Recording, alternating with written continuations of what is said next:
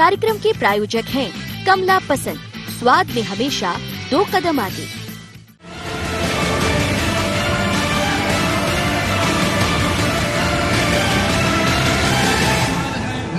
गोलमाल है, सब गोलमाल है। मध्य प्रदेश विधानसभा सत्र का गुरुवार को चौथा दिन रहा, लेकिन सदन से लेकर बाहर तक चर्चा इस बात की रही कि गोलमाल है भाई, सब गोलमाल है भाई, सब गोलमाल है। कांग्रेस के विधायक बाला बच्चन ने तो सदन के भीतर ही रोहित शेट्टी की फिल्म गोलमाल का जिक्र कर दिया।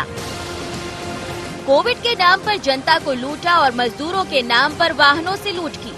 बात अकेले बाला बच्चन की नहीं, बल्कि अवैध उत्खनन जैसे मामलों पर सरकार के ही मंत्री कमल पटेल सहित अन्य विधायकों ने सवाल खड़े किए। बिल्कुल, रोहित शेट्टी की जो पिक्चर जो बन रही गोलमाल 3 की जो शूटिंग हो रही है, मैंने उसी से स्टार्ट किया था कि शिवराज सिंह जी ने जो चौथी बार जो शपथ ली है और उसकी जो शुरुआत गोलमाल पिक्चर की ही तरह गोलमाल से शुरुआत की है। और गोलमाल जो किए उसके मैंने उदाहरण भी दिए हैं, सारे उदाहरण भी मैंने डाले हैं। और सारा दूध का दूध और पानी का पानी करना चाहिए सरकार ने, इस बात को मैंने स्पष्ट किया है। और सभी का कि कहाँ किस तरह का जो करप्शन हुआ है उसका मैंने प्रश्नों के माध्यम से मैंने पूरी तरह से अवगत करा है। शिवराज सिंह जी खुद वहाँ बैठे थे और खुद इन बातों को सुन रहे थे। देखिए, बात कांग्रेस के विधायकों की नहीं है, बात सदन के सारे 230 सदस्यों की है। हम सबके पास में, जनप्रतिनिधियों के पास में सबसे बड़ा अधिकार क्या है? विधानसभा के अंदर जो हम प्रश्न उठाते हैं उनका जवाब मिले। और प्रश्न सदस्य कौन से उठाते हैं, चाहे किसी भी पक्ष के हों, वह उठाते हैं जो उनके क्षेत्र से और मध्य प्रदेश की जनता के बेहतरी के लिए होते हैं। और अगर उस पर लगातार ये जवाब दिया जाए और 50% से भी ज़्यादा प्रश्नों के उत्तर में ये जवाब दिया जाए और बार बार ये जवाब दिया जाए कि जानकारी संग्रहित की जा रही है, तो इससे आप समझ सकते हैं कि ये गोलमाल तो कहीं ना कहीं है और छुपाने का काम हो रहा है।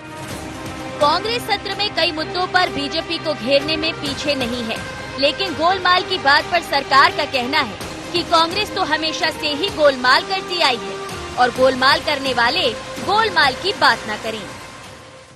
कांग्रेस के किसी भी विधायक के किसी भी विभाग के प्रश्नों के उत्तर आप देख लीजिएगा, बोलने में सरल है, उसको 40% का मतलब भी मालूम नहीं, माने जिनके आप नाम बता रहे हैं। 40% किसको कहते हैं? आज ये हमारी प्रश्नोत्तर ही उठा के देख लीजिए, जिनने जो जवाब मांगे हैं वो सारे जवाब सुस्पष्ट तरीके से दिए गए। उसके उलट आपके समय के 15 महीने के कार्यकाल को देख लीजिए, कांग्रेस ने कभी जवाब दिए हो तो? भाजपा हमेशा जवाब देने में डरती नहीं है, जो कहती है डंके की चोट कहती है, सुस्पष्ट नीति से काम करती है और सुस्पष्ट लक्ष्य को हासिल कर रहे हैं। बाला बच्चन जी हो या कांग्रेस के बाकी विधायक है, अभी तक ये वो उस दुनिया से बाहर नहीं आए कि इनकी सरकार चली गई है। सूबे में मुद्दे और समस्याएं बहुत हैं। जनता पहले भी परेशान थी और आज भी परेशान है, लेकिन बात कोई कुछ भी कहे, पर सियासत में सब गोलमाल है। Bureau report, IND 24।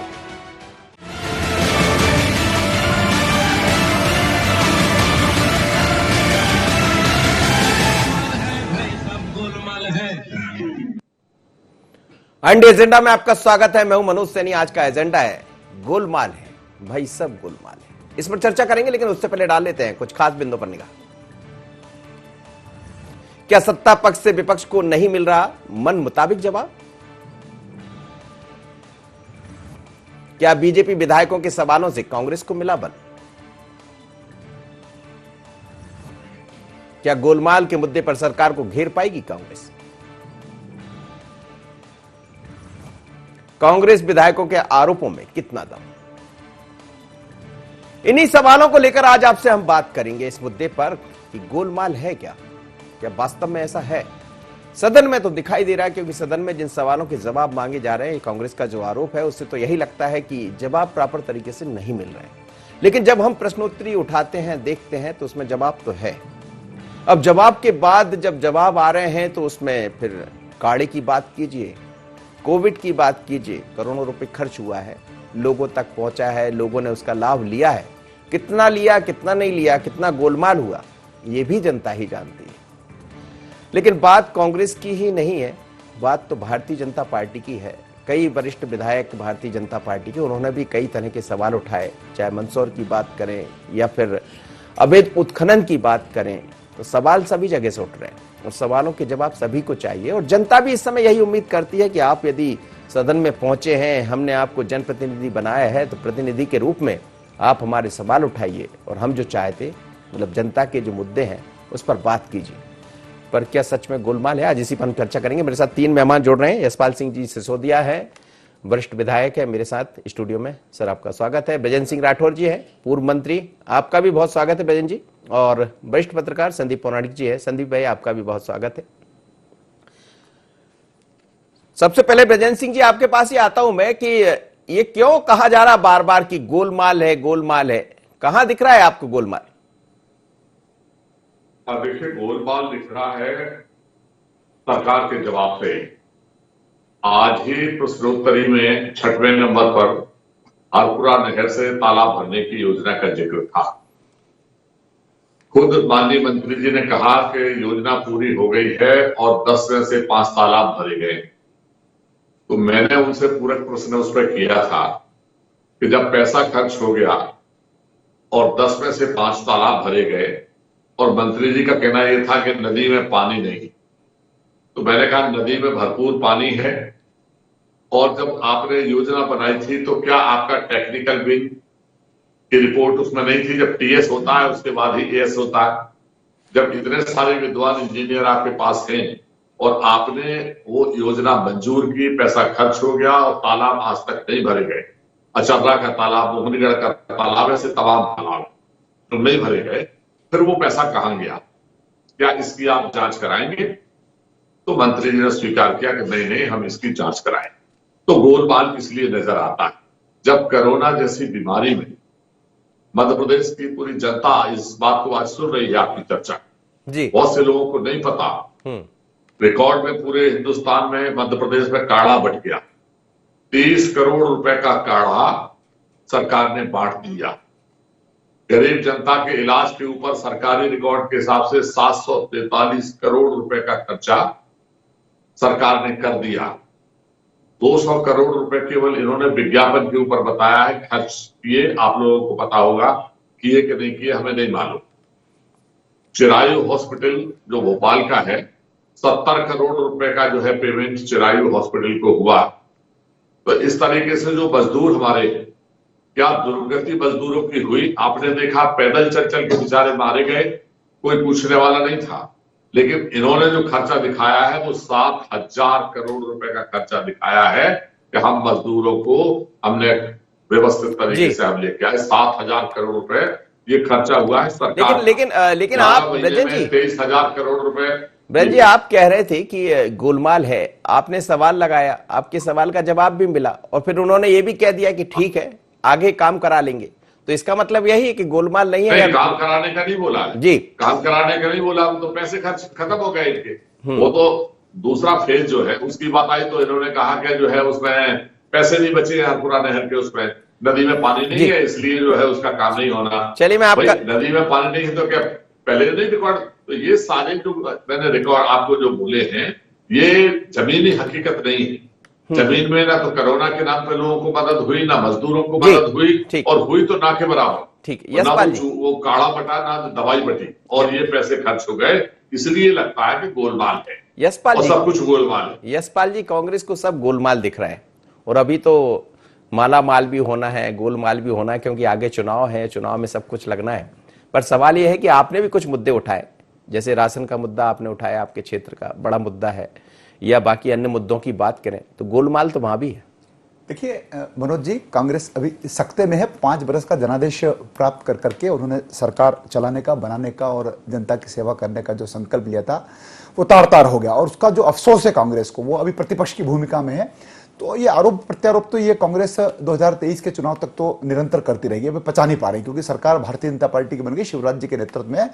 और मैं बृजेंद्र सिंह जी को बताना चाहता हूं कि अगर जिस चिरायु अस्पताल का भी बृजेंद्र सिंह जी ने नाम लिया है, उल्लेख किया है, कल राज्यपाल महोदया के अभिभाषण में आपके वरिष्ठ नेता, सभापति तालिका के सदस्य आदरणीय लक्ष्मण सिंह जी ने, आप रिकॉर्ड उठा के देख लीजिए, कल चिरायु अस्पताल की व्यवस्थाओं को लेकर के उन्होंने प्रशंसा करी और बृजेंद्र सिंह जी उसकी आलोचना कर रहे हैं।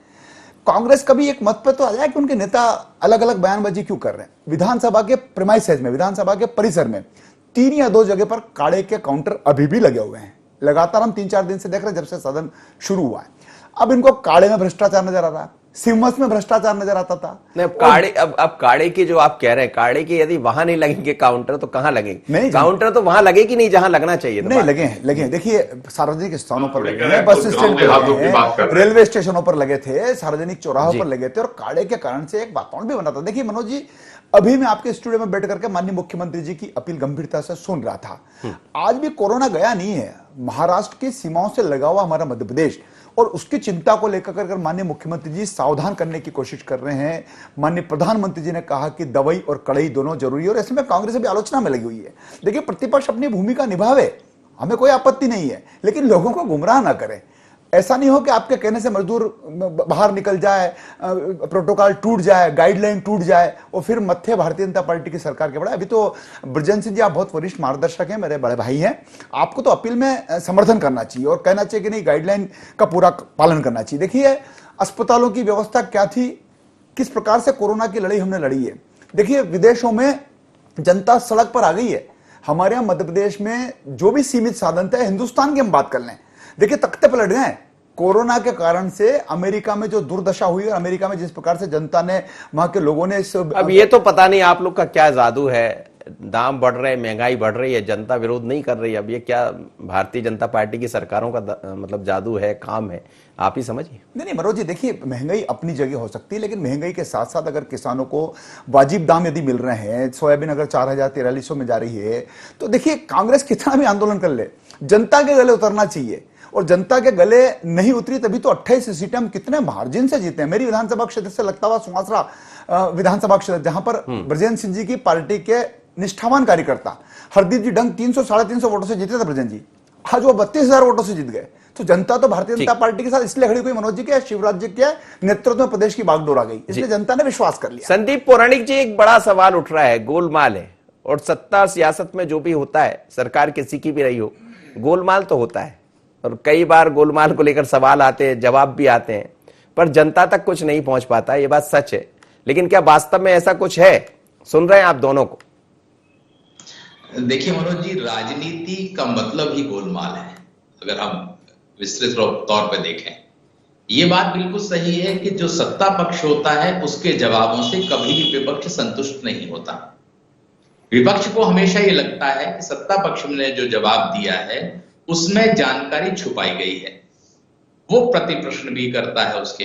सत्ता किसी की भी रहे, कांग्रेस की जब रही तो बीजेपी को यही लगता था, और बीजेपी की अब सत्ता है तो कांग्रेस को यही लगता है, और ये होता आ रहा है और परंपरा का हिस्सा बन गया है। सरकार का काम है बहुत सी चीजों को छुपाना, और विपक्ष का लक्ष्य है बहुत सी चीजों को जानना। इस छुपाने और जानने के फेर में ही सब चीजें गड़बड़ हो जाती हैं, क्योंकि जब कांग्रेस तो उसने भी कोशिश की होगी बहुत सी चीजें छुपाने की, और बीजेपी ने जानने की। तो कुल मिलाकर के जो तस्वीर हम लोग के सामने आती है उसमें नजर तो आता है कि कहीं ना कहीं कुछ तो है। अब उसको कोई भी नाम दे सकते हैं आप, गोलमाल है या कुछ है। जानकारियां समय पे ना आना सवाल जरूर खड़े करता है। ये हो सकता है कि तरुण भनोत ने 40% की बात की कि जानकारी एकत्रित की जा रही, वो प्रतिशत कम ज्यादा हो सकता है, लेकिन यह भी बिल्कुल सही है कि सरकार जिन चीजों का बेहतर तरीके से जवाब नहीं देना चाहती, या उसे लगता है कि इस जवाब में हम उलझ जाएंगे, तो यही जवाब आते हैं कि जानकारी एकत्रित की जाती है, जा रही है, और विपक्ष को मौका मिल जाता है कि सरकार बहुत सी चीजें छुपा रही है, और ये सारी चीजें जो सामने आती है और परिदृश्य बनता है, वो लगता है कि गोलमाल तो है। चलिए, गोलमाल तो है, लेकिन आपने कह दिया छिपाना भी नहीं आता, बताना भी नहीं आता। एक पिक्चर का गाना है, वो भी याद आ गया जी। बृजेश जी, क्या आपको लग रहा है कि जो छिपा रहे हैं वो छिपा नहीं पा रहे हैं, जिनको बताना चाहिए वो बता नहीं पा रहे हैं? देखिए, अब कोई छिपाने जैसी स्थिति बहुत ज्यादा तो बची नहीं, क्योंकि आम आदमी के दिमाग में ये बात समझ में आ गई है कि चुनी हुई सरकार को इन्होंने किस ताकत के ऊपर, पैसे के दम के ऊपर गिराया। सरकारी जो संपत्तियां थी बिल्कुल बेचने पे आमादा है, और अपने लोगों को औने पौने दाम में जो है बेचने का काम हो रहा है। कई संपत्तियां बेच दी गई। इसके बाद केवल इनका मकसद इतना है कि किसी भी जगह का नाम बदल दो और लोगों को खुश कर दो और मामला पूरा हो जाएगा।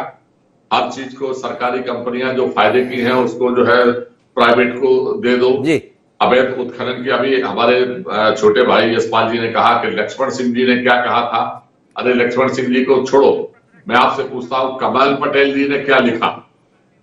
कमल पटेल जी ने लिखा है कि माफिया, जो रेत माफिया है, खुलेआम आज भी होशंगाबाद और आसपास पे काम कर रहा है। ये आपके ही मंत्री का लिखा हुआ है। और कितनी, मतलब मंत्री की आप देखो हैसियत कितनी है कि जो कुछ कर नहीं पा रहे हैं वहीं के होते हुए और वो लिख रहे हैं। इससे आप समझ लीजिए कि आपका शासन तंत्र, लेकिन सवाल ये, ब्रजेश जी, सवाल ये भी है कि इतना सब कुछ है फिर भी आप बता नहीं पा रहे, मतलब जनता को थोड़ा नहीं, हम लोग तो बता रहे हैं जी। देखिए, जैसे आज हमने बताया हाउस में, मैं भी उसमें दूसरे नंबर पे वक्ता था। मैंने आज कहा कि निराश्रित पेंशन 300 से हमने 600 की थी, आज 2 महीने से ऊपर हो गया, निराश्रित पेंशन का पैसा नहीं पहुंच रहा है।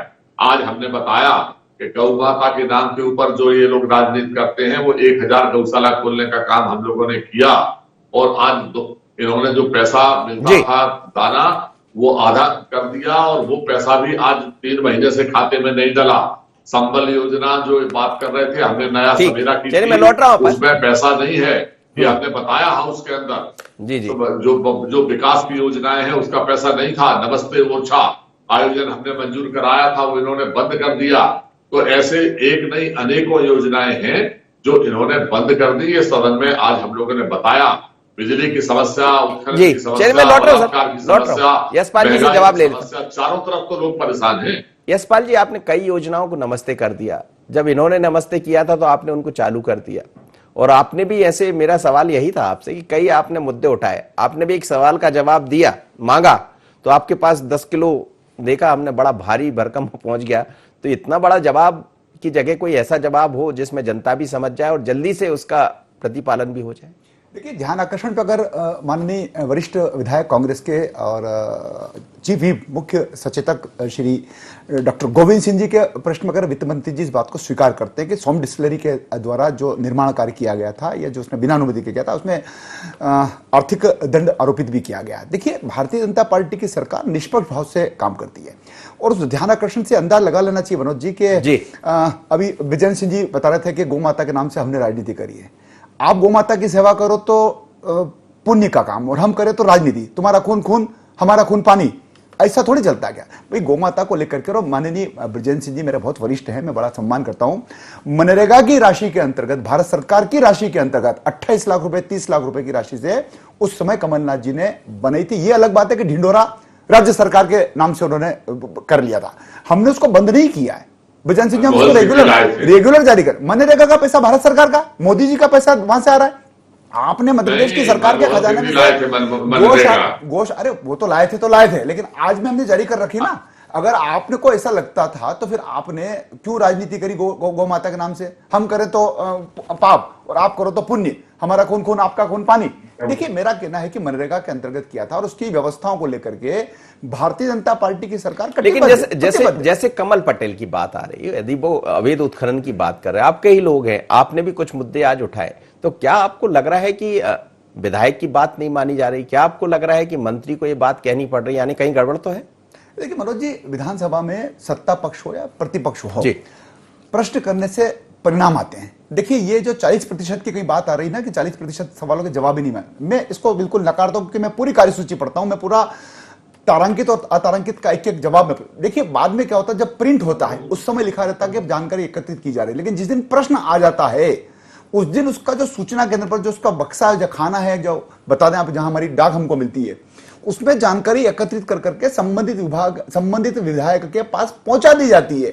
तो ये भी कपोल कल्पित बातें होती है कि जानकारी एकत्रित, वो तो हमने देखा ना, आपके पास कितना वजन पहुंचा है, देखा। मेरा कहना, हम देखिए, मेरा कहना है कि अगर गोविंद सिंह जी के ध्यान आकर्षण पर माननीय वित्त मंत्री जी स्वीकारोक्ति देते हैं और कार्रवाई का आश्वासन देते हैं, और आज मैंने भी, अगर खाद का घोटाला मंदसौर जिले में हुआ है और एक ठेकेदार के द्वारा हुआ, उसका पुत्र चौकीदार था और बड़ा निर्णय, आज मेरे क्वेश्चन से तो एक नई नीति बन गई पारदर्शिता को लेकर के। तो देखिए, प्रश्न पूछने से कहीं ना कहीं परिणाम जनता के हित में आते हैं, विकास की अवधारणा सुनिश्चित होती है। सवाल वही है कि परिणाम आ जाएंगे। ये आपने भी कहा घोटाला हुआ, और हमारा विषय भी वही है कि गोलमाल तो हो रहा है। संदीप जी, गोलमाल तो हो रहा है, यशपाल जी भी कह रहे हैं। तो नहीं, मैंने ये नहीं कहा, मैंने ये नहीं कहा मनोज जी कि गोलमाल हो रहा है, मैंने कहा परिणाम मिलते हैं। नहीं, परिणाम नहीं, मिलते हैं। यशपाल जी की बात ठीक भी है कि परिणाम मिलते हैं, सहमत है इस बात से। लेकिन ये बात भी बड़ी सामने आई है कि जो सवाल उनका था उससे एक बड़ा खुलासा भी हुआ। इतना बड़ा घोटाला खाद्यान्न और खाद के मामले में, आप कल्पना कीजिए कि यशपाल जी जैसे जागरूक विधायक हैं जिनने मसला उठाया, ये एक जिले का मसला है। काश हमारे 52 जिले के विधायक इस तरह की बातें उठाएं तो हो सकता है और भी बड़े कई घोटाले सामने आ सकते हैं। और कोशिश होनी चाहिए, वैसे सदन इसके लिए ही होता है। यशपाल जी ने कहा या राठौर जी ने जो कहा कि उनने सवाल पूछा तालाबों को लेकर, जानकारी सामने आई। सदन वो मंच है जो विधायकों को अवसर देता है अपने क्षेत्र की जानकारी हासिल करने के लिए और अधिकारियों के रवैये को उजागर करने का एक माध्यम है मंच। और वो कुछ विधानसभा में हो रहा है। लेकिन ये भी बात सही है कि इन सवालों से एक बात भी आती है कि कहीं तो कुछ गड़बड़ होती है और कार्रवाइयां भी हों तो अच्छा है, लोगों तक संदेश जाए तो भी अच्छा है। जी ब्रजेश जी, सवाल यही है कि सरकार आपकी थी, पहले भी सवाल उठते रहे, जवाब पूरे नहीं मिलते। आपके समय भी ये जवाब उठे। ये बात अलग है कि कितना सदन चला उस दौर में और कितना सदन, पहली बार है कि सदन की कार्रवाई इस तरह से दिखाई दे रही है जिसमें आप लोग सवाल कर रहे हैं और उसके जवाब आ रहे हैं। बीजेपी के समय की बात करें कांग्रेस की, तो हमें लगता है एक अच्छी है, ये होना भी चाहिए, जनता आप लोग से उम्मीद करती है। पर क्या इससे कुछ हल निकल पाएगा? यदि गोलमाल है तो गोलमाल रुक पाएगा? आरोप प्रत्यारोप अलग मुद्दा है, ये चुनावी दौर है, आने वाले दिनों में नगरीय निकाय भी है, तो आप लोग भी चाहेंगे कि जितने जवाब मिल जाए बाकी लेकर हम सड़क पर चले जाए। देखिए, मेरा स्पष्ट रूप से मानना यह है और प्रजातंत्र की खूबसूरती इस बात की है, विधायक चाहे पक्ष का हो चाहे विपक्ष का हो, यदि वो अपने प्रश्न रखता है और सरकार उसके सही ढंग से जवाब देती है तो मंशा किसी की बहुत खराब नहीं होती, उसके परिणाम निश्चित रूप से अच्छे आएंगे। सरकारें आती जाती रहती हैं, लेकिन ये कहने में मुझे कोई संकोच नहीं है, कई बार प्रशासन तंत्र जो है जानबूझकर अपनी कमियों को छुपाने के लिए सही जवाब नहीं देता या वो टाल मटोल करता है कि अभी जानकारी इकट्ठी की जा रही है। इसके ऊपर हमें राजनीतिक चश्मे से हटके माननीय अध्यक्ष महोदय को गंभीरता से समझना पड़ेगा, तो इसके ऊपर अंकुश लगाया जा सकता है। ये मेरी व्यक्तिगत राय है। जी यशपाल जी, ये जरूरत है क्या? मतलब चश्मा तो थोड़ा सा हटाना पड़ेगा। देखिए, विधानसभा की कार्यवाहियों में जिस प्रकार से विधानसभा में विधायकों के प्रश्न लगते हैं और प्रश्न के बाद जो जवाब आते हैं, देखिए अग्राह्य भी होते हैं। कुछ हमारे सम्मानित साथी विधायक इतने लंबे चौड़े प्रश्न कर लेते हैं, तो जिसके कारण से जानकारी एकत्रित करने में मंत्रालय को, सचिवालय को, विभाग को बड़ी दिक्कत का सामना करना पड़ सकता है, करना पड़ता है। इस कारण से कई बार हमसे प्रश्न के उत्तर देने से पहले या प्रश्न को जब हमारा आता है विधानसभा सचिवालय में, तब विभाग हमसे पूछ भी लेता है इसको संक्षिप्त कर ले। हम 15 साल 20 साल पुराना प्रश्न पूछेंगे तो जवाब नहीं आएगा। ये देखिए, जो एक बात चल पड़ी है कि विधायकों की नहीं चलती, हम अपने आप को कमजोर करते हैं। देखिए, आज भी मेरा एक ध्यान आकर्षण था जिसमें मैंने कैलिपर्स को लेकर के, कृत्रिम अंगों को लेकर के अगर मैंने प्रश्न किया था तो उसका न केवल जवाब आया, बल्कि जो कंपनी यहाँ पर मध्य प्रदेश में दिव्यांगों के लिए जो उपकरण देती है उसमें विलंब हो जाता था, और विलंब हो जाता था, जो नाप होता है उस नाप में परिवर्तन आ जाता था। सदन की कार्रवाई को आपसे बेहतर कौन समझेगा? हमने तो आज से थोड़ी कई वर्षों से देख रहे हैं, आप कौन से क्वेश्चन लेना है, जनता के हित में क्या है, तो वो सारे क्वेश्चन आपके उसमें होते हैं। ये बात सच है मनोज जी। मेरा फिर कहना है कि प्रश्न ऐसे होना चाहिए जिससे परिणाम निकले। प्रश्न अगर ऐसे होंगे कि हम खुद ही बदनीयती से पूछें, भ्रष्टाचार को लेकर के पूछने की कोशिश करें, खुद इन्वॉल्व होने की कोशिश करें भ्रष्टाचार में, तो उसमें फिर सदस्य की नहीं बनेगी, सदस्य की नहीं चलेगी। जनहित के मुद्दे हम उठावें, भ्रष्टाचार के मुद्दे भी हम उठावें, लेकिन हमको थोड़ा सा हमारे बच्चे ये संदेश जाना चाहिए विधायकों के प्रति कि ये इस प्रश्न का पूछने के प्रति स्वयं का कोई हित नहीं है, तब जाकर के हम प्रामाणिकता और पारदर्शिता दिखा पाएंगे। संदीप जी, अंतिम सवाल आपसे मेरा रहेगा कि क्या आपको लगता है, मुद्दे सामने है, सदन में कांग्रेस ठीक ढंग से मुद्दे उठा रही है, ठीक है, लेकिन क्या इन मुद्दों को लेकर, जैसे आज कई ऐसे मुद्दे हैं जिनको और तरीके से उठाना भी चाहिए कांग्रेस को, वो विपक्ष का हक है, पर जनता के पास नहीं जा पा रही है जिस तरह से जाना चाहिए, और इसीलिए ये मुद्दे उठते रहेंगे, बातें होती रहेंगी, विधानसभा हो जाएगी, लेकिन विधानसभा के बाद क्या कांग्रेस सदन से बाहर पहुंच पाएगी? मनोज जी, कांग्रेस के साथ सबसे बड़ी दिक्कत आ रही है वो संगठन की आ रही है। कांग्रेस भोपाल में विधानसभा में कुछ भी कह ले, क्या वो बात जमीन तक पहुंचा पा रहे हैं? अगर हम उसी की तुलना भाजपा से करते हैं तो आप ये मान के चलिए कि भाजपा भोपाल में जो बात कहती है उसके कार्यकर्ताओं के माध्यम से वो गांव तक पहुंच जाती है। एक सशक्त चेन है उनके पास कि उनकी कही हुई बात वहां पहुंच जाती है। कांग्रेस के पास सबसे बड़ी दिक्कत यही है कि उनके पास वो चेन नहीं है जिससे भोपाल में कही हुई बात गांव तक पहुंच जाए। कारण उसके बहुत से हैं, क्योंकि बीजेपी में संगठन में नेतृत्व एक व्यक्ति का होता है और उसकी बात चलती है। कांग्रेस में व्यक्ति एक होता है लेकिन संगठन के चेहरे कई होते हैं और वही कारण है कि हर चेहरा अपने हिसाब से मुद्दे को उठाता है, अपने इलाके में ले जाता है और वो सीमित दायरे तक रह जाता है।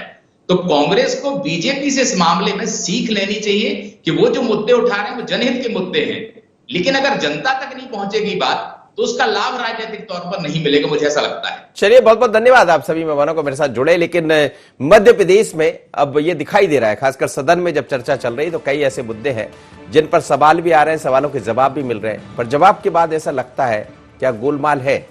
पर यह सच है, यदि गोलमाल है तो फिर कांग्रेस को भी बाहर आकर उस तरह की भूमिका निभानी होगी। और ये तो सत्ता है, सरकार है, अफसरों पर तो लाल फीताशाही और तमाम तरह के आरोप प्रत्यारोप हमेशा लगते रहे, जवाब मिल जाएंगे क्योंकि जनता भी चाहती इस समय न्याय की उम्मीद करती है। स्थितियां सब समझ रहे हैं, कोरोना का संकट है, तमाम तरह की बातें हैं, पर क्या सच में गोलमाल है? इतना ही, मुझे दीजिए इजाजत, बने रहिए एंड पे।